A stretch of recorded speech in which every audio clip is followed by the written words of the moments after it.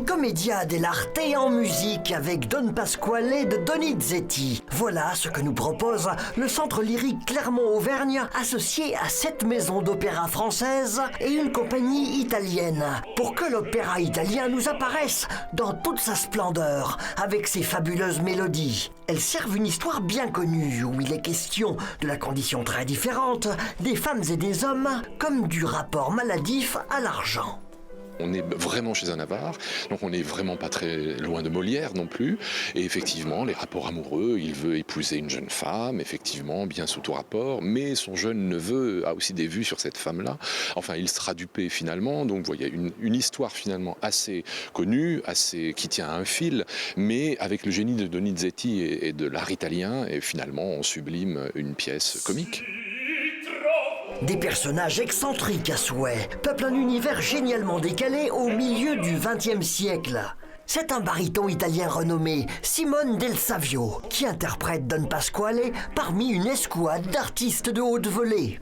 Le metteur en scène italien, Andrea Cini, avec une très belle équipe, Lorenzo Cutuli qui a fait penser les décors et les costumes, ou Fiammetta Baldisseri qui s'occupe des lumières. Voilà, on a vraiment là le top du top en Italie, et en plus Leonardo Cortellazzi, un très bon ténor aussi, qui va bientôt chanter à la Scala de Milan. Enfin, on retrouve là vraiment le top du chant. Don Pasquale est un beau cadeau pour le Centre d'art lyrique Clermont-Auvergne qui fête son 30e anniversaire, fort de son concours international de chant dont le rôle s'avère essentiel pour la scène lyrique internationale.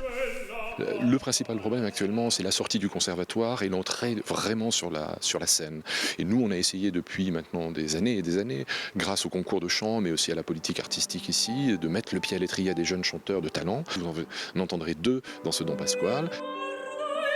La soprano coréenne Anna Son et le ténor italien Alessandro Sessolo, lauréat du 23e concours. Le chœur clermontois Musica Mediante, piloté par Pablo Pavone, est également de la fête, tandis que Roberto Forés Vezes dirige l'orchestre d'Auvergne. Grande satisfaction de voir l'art lyrique à si haut niveau en Auvergne.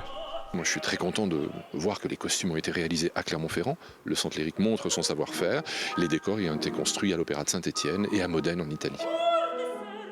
Univers de l'avare, les coffres-forts les plus monumentaux que l'on ait jamais vus. Un chef-d'œuvre scénographique permis par l'association des compagnies françaises et italiennes, témoin de la vigueur des compagnies d'art lyrique aujourd'hui.